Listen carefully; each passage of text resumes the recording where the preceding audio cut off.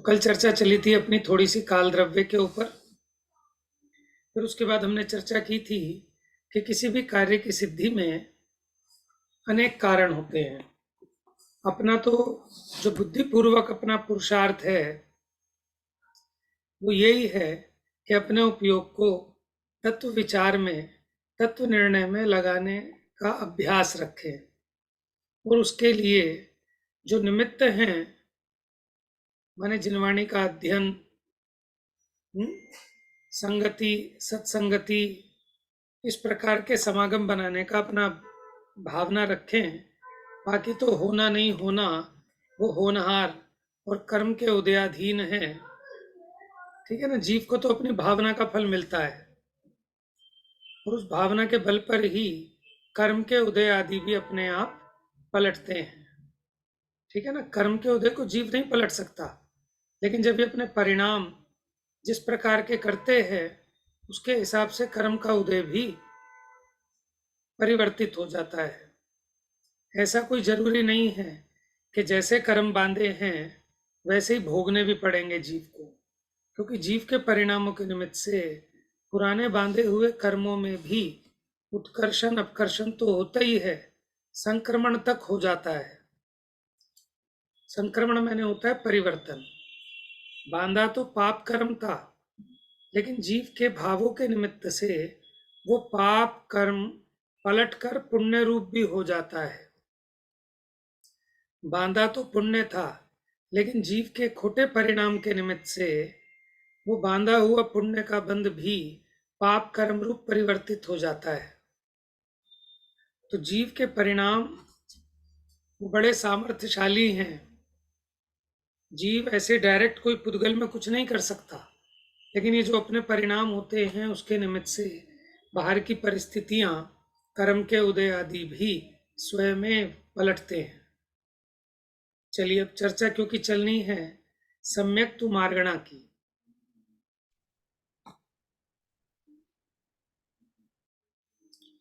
तो सम्यक तु मार्गणा के अंतर्गत हमने कहा था 6 द्रव्य, 7 तत्व, 5 अस्तिकाय, 9 पदार्थ।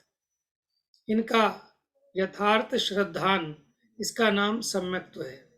अस्तिकाय किसे कहा था, कोई बताएगा?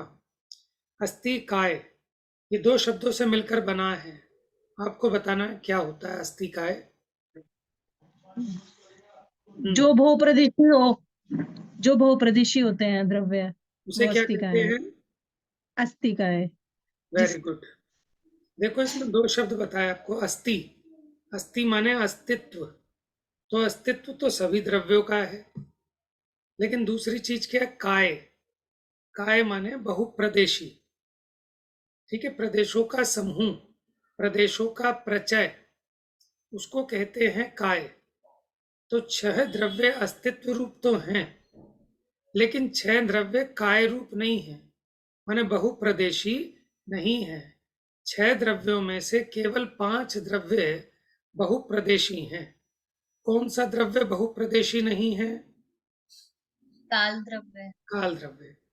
इसलिए काल द्रव्य को छोड़कर बाकी 5 द्रव्य वो क्या हैं? अस्तिकाय हैं। ठीक है। क्योंकि बहुप्रदेशी हैं। काल द्रव्य एक प्रदेशी होने से वो अस्थि तो है, लेकिन काय नहीं है। इसलिए पंचास्तिकाय में काल द्रव्य को नहीं रखा गया। फिर उसके बाद 9 प्रकार के पदार्थ। पदार्थ क्या होते हैं? जो 7 तत्व हैं उनमें पुण्य पाप और जोड़ दें तो 7 और 2 9 पदार्थ कहलाते हैं। देखिए, प्रति समय अपनी पर्यायों में, प्रति समय अपनी पर्यायों में जो द्रवता है, व्याप्त होता है, बहता है, परिणमता है, वो द्रव्य है। इसको जो द्रव्य नाम मिला है ना, जो द्रव्य नाम मिला, द्रव्य कहते लिक्विड को, जो बहता है उसको द्रव्य कहते हैं। तो ये द्रव्य, तो ये जीव को माने जीव आदि जो पदार्थ हैं इनको द्रव्य क्यों कहा? क्योंकि ये बहते हैं। बहने का मतलब क्षेत्र से दूसरे क्षेत्र जाने की अपेक्षा नहीं, ये निरंतर परिणमनशील है। निरंतर इनमें नवीन नवीन परिणाम, नई नई पर्याय उत्पन्न होती हैं और पुरानी पर्याय नष्ट होती हैं। माने ये एक्टिव है। ये 6 के 6 द्रव्य कोई सर्वथा कूटस्थ नहीं है, ये निरंतर परिणमित होते हैं, निरंतर परिणमनशील हैं, निरंतर एक्टिव हैं। इसलिए इसको का क्या कहा? द्रव्य। जाति की अपेक्षा द्रव्य के 6 भेद हैं। जाति माने टाइप्स। संख्या की अपेक्षा देखें तो जीव अनंत हैं, उद्गल अनंता अनंत हैं। धर्म कितने हैं? धर्म द्रव्य कितने हैं बताइए? एक ही है भैया, एक है, और अधर्म द्रव्य? वो भी वो एक है, भी एक है, आकाश, एक है वो भी। और एक है। काल? काल भी नहीं, असंख्यात है। कितने असंख्यात? जितने लोकाकाश के वेरी हाँ, गुड। जितने लोकाकाश के प्रदेश हैं उतने असंख्यात, क्योंकि असंख्यात भी असंख्यात प्रकार का होता है। जैसे द्वीप समुद्र हैं वो भी असंख्यात हैं। आप एक सुई की नोक के नीचे जितने आकाश के प्रदेश हैं वो भी असंख्यात हैं।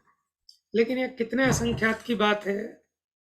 लोकाकाश के जितने प्रदेश हैं उतने, संख्या में असंख्यात है। अच्छा, प्रदेशों की अपेक्षा बात करें, जीव कितने प्रदेशी है? एक जीव कितने प्रदेशी है?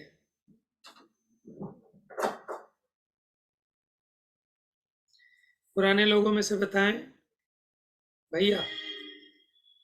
सचिन भैया। ये असंख्यात प्रदेशी है। Very good. जीव असंख्यात प्रदेशी है। कितना असंख्यात प्रदेशी? पूरे लोकाकाश में जितने हाँ, प्रदेश हैं उतने बिल्कुल सही। समुद्र लोकाकाश प्रमाण, कहे जाते हैं।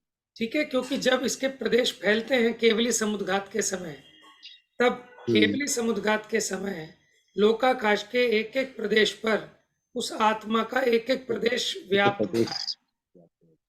तो आत्मा के प्रदेश कितने? असंख्यात। लोकाकाश प्रमाण।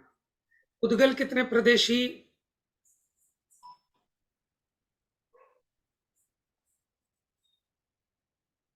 बहुप्रदेशी। अच्छा, वेरी गुड। और बताओ? एक प्रदेशी हो सकता है अगर स्कंद ना हो तो। बहुत बढ़िया भाई, बहुत अच्छी बात है। आप लोग इतने अच्छे से समझ रहे हैं, क्योंकि हमने कल भी बताया था कि पुद्गल, जो शुद्ध पुद्गल द्रव्य है वो एक परमाणु है, और एक परमाणु होता है जो आकाश द्रव्य के एक प्रदेश को घेरे, वो है एक परमाणु।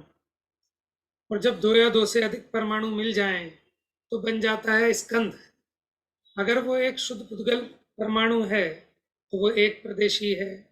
अगर वो संख्यात परमाणुओं का स्कंध है तो संख्यात प्रदेशी। असंख्यात परमाणुओं का स्कंध तो असंख्यात प्रदेशी। अनंत परमाणुओं का स्कंध तो अनंत प्रदेशी। समझ में आया? तो पुद्गल एक प्रदेशी भी हो सकता है, ठीक है, संख्यात प्रदेशी भी, असंख्यात प्रदेशी भी, अनंत प्रदेशी भी, ठीक है। पुद्गल का मतलब है एक परमाणु। पुद्गल द्रव्य किसे कहते हैं? एक परमाणु को। और जब 2 या 2 से अधिक परमाणु मिल जाते हैं तो वो उसकी पर्याय कहलाती है, उसको कहते हैं स्कंध। स्कंध पर्याय है, परमाणु पुद्गल द्रव्य है, ठीक है। चलिए, बहुत बढ़िया। तो आज किसका नंबर है?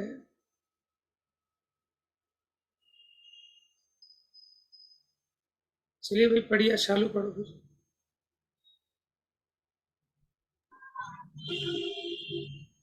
सम्यक मार्गना से भैया। यहाँ से प्रति समय अपनी पर्यायों में। ठीक है। प्रति समय अपनी पर्यायों में जो द्रवता है, व्याप्त होता है, वह द्रव्य है। इसके जाति की अपेक्षा जीव, उद्गल, धर्म, अधर्म, आकाश, काल, ये 6 भेद हैं। काल के बिना शेष 5 द्रव्य बहुत बहुत प्रदेशों के प्रचय समूह से पंचास्तिकाएं कहलाते हैं।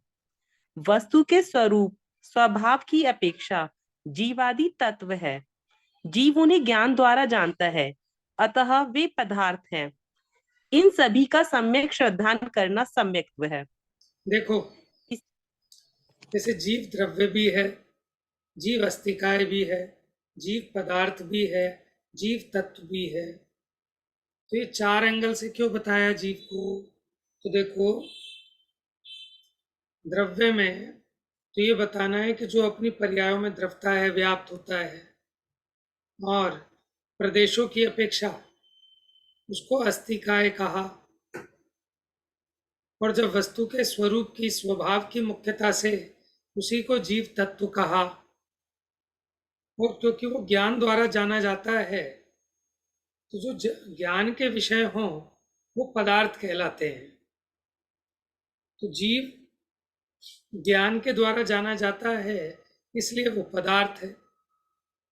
ठीक है, बहुत सूक्ष्म अंतर है द्रव्य, पदार्थ, अस्तिकाय, तत्व। तो जैसे द्रव्य, क्षेत्र, काल, भाव, इस अपेक्षा से इनमें अंतर है। द्रव्य की अपेक्षा जीव द्रव्य, क्षेत्र की अपेक्षा जीव अस्तिकाय, काल की अपेक्षा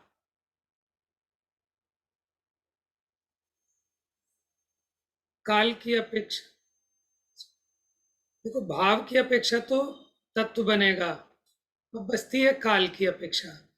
लेकिन काल की अपेक्षा द्रव्य भी कहा जाता है इसको, लेकिन अपना पदार्थ में भी ले सकते हैं इसको। ठीक है, तो इस प्रकार का डिफरेंस है जो कि सूक्ष्म है। अब देखिए सम्यक्त्व, इन सभी का सम्यक श्रद्धान, सम्यक प्रतीति, जैसा इनका स्वरूप है वैसा ही मानना, ठीक है, वैसा ही निर्णय, उसका नाम है सम्यक्त्व। अब सम्यक्त्व के 2 भेद हैं, पढ़िए। इसके सराग और वीतराग, ये 2 भेद हैं। प्रशम, संवेग, अनुकंपा, आस्तिक्य, इन 4 गुण रूप राग सहित श्रद्धान सराग सम्यक्त्व है, तथा राग रहित मात्र एक ज्ञान चेतना रूप अपने शुद्ध आत्म स्वरूप में स्थिर स्थिरता में वीतरागता सहित श्रद्धान वीतराग सम्यक्त्व है। सुनिए, देखो, सम्यक्त्व ना तो राग रूप होता ना वीतराग रूप होता, क्योंकि राग और वीतराग वो चारित्र गुण की पर्याय हैं। लेकिन जो सम्यक्त्व है वो श्रद्धा गुण की पर्याय है। लेकिन जब हम सम्यक्त्व को चारित्र के चश्मे से देखते हैं, क्या कह रहे हैं, जब हम सम्यक्त्व को चारित्र की तरफ से देखते हैं, तो अगर कोई वीतरागी है तो हम उसे कहते हैं वीतराग सम्यक दृष्टि। और अगर कोई रागी है सम्यक दृष्टि, माने अभी निचली भूमिका का है, जिसके शुभ राग रूप क्रियाएं पाई जाती हैं, तो हम उसको कहते हैं सराग सम्यक्त्व।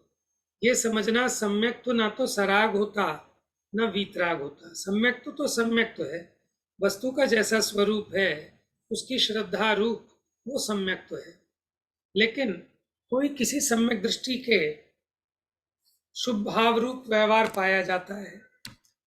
प्रशम, संवेग, अनुकंपा, आस्तिक्य, ये चिन्ह बाहर में प्रकट दिखाई देते हैं, शुभ व्यवहार में लगा होता है, राग रूप प्रवर्तन करता है, तो उसको कहते हैं सराग सम्यक्त्व।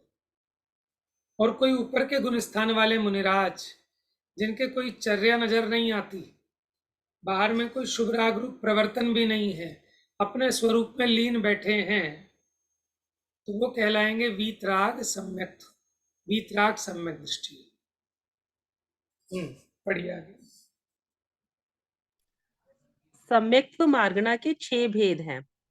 औपशमिक, शायिक, शायोपशमिक, मिश्र, सासादन और मिथ्यात्व।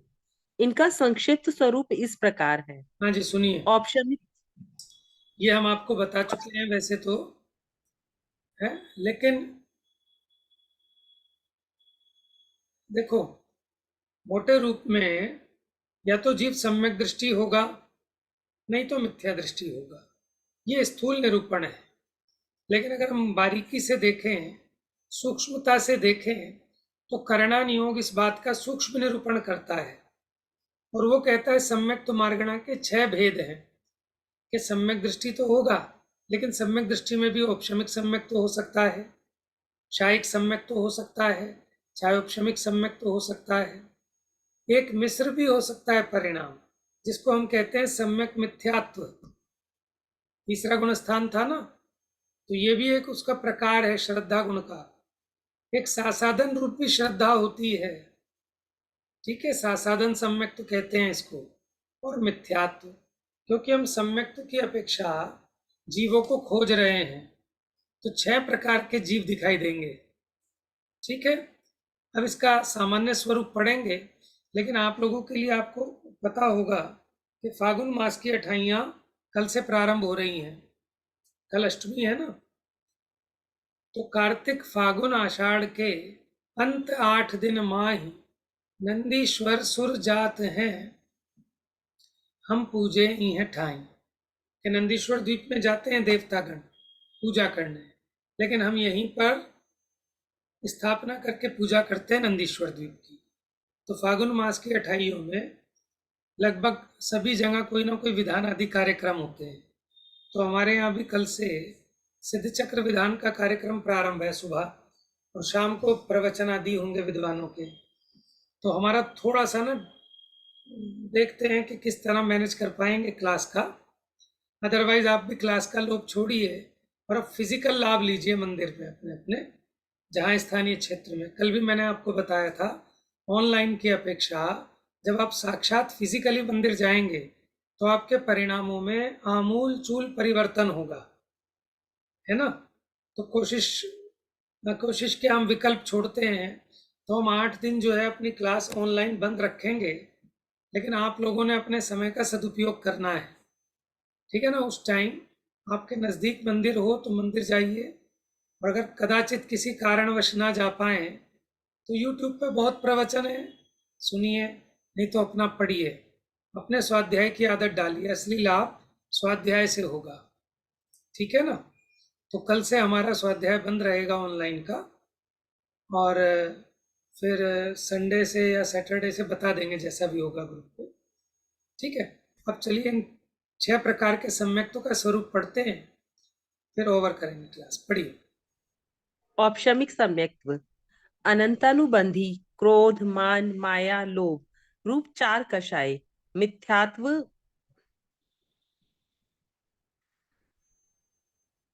सम्यक मिथ्यात्व सम्यक प्रकृति, इन 7 प्रकृतियों संबंधी उपशम के समय हुआ जीव को तत्वों का यथार्थ श्रद्धान औपशमिक सम्यक्त्व है।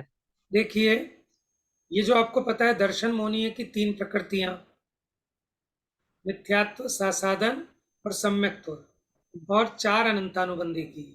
तो इस प्रकार इन 7 प्रकृतियों के उपशम से जीव का जो यथार्थ तत्वों का श्रद्धान हुआ, उसका नाम है औपशमिक सम्यक्त्व।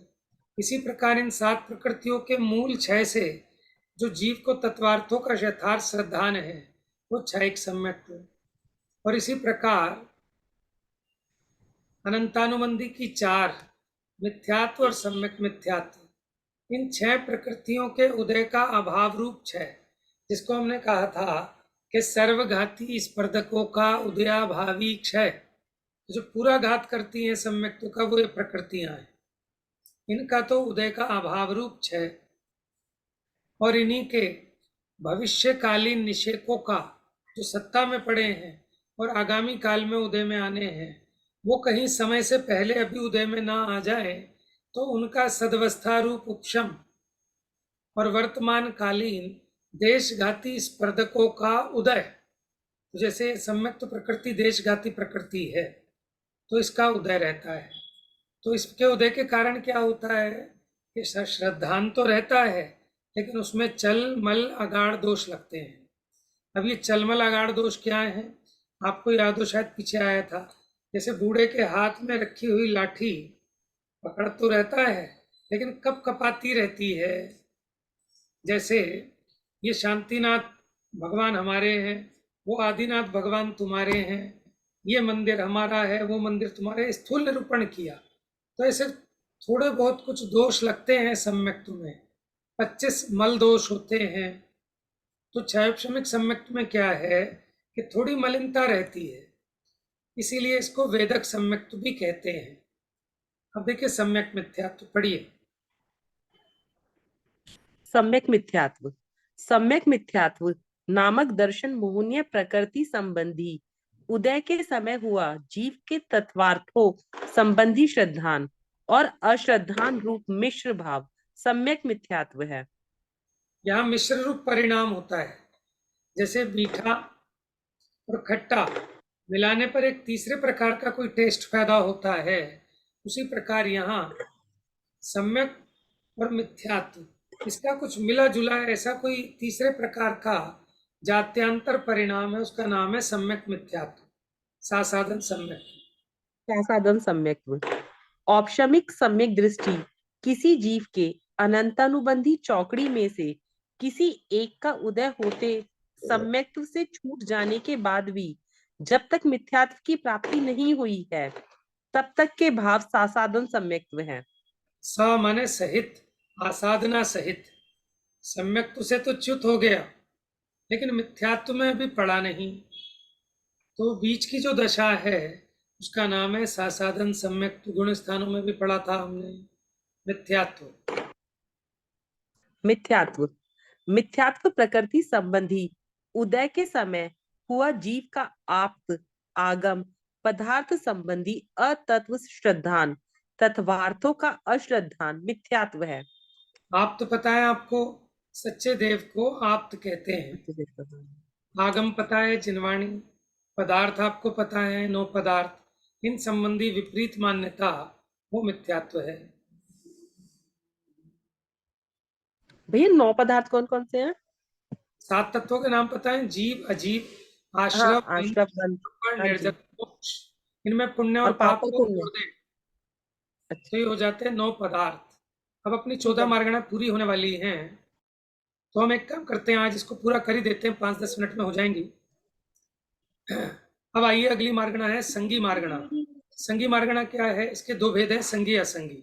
संगी पढ़िए जरा, ज्यादा समझाने का नहीं है, समझ में आ जाएगा, पढ़िए। संगी अनिंद्रिय मन संबंधी ज्ञानावरण के संयोक्षम की निमित्तता में प्रकट हुआ ज्ञान संज्ञा है। वह जिसके है वह संगी है।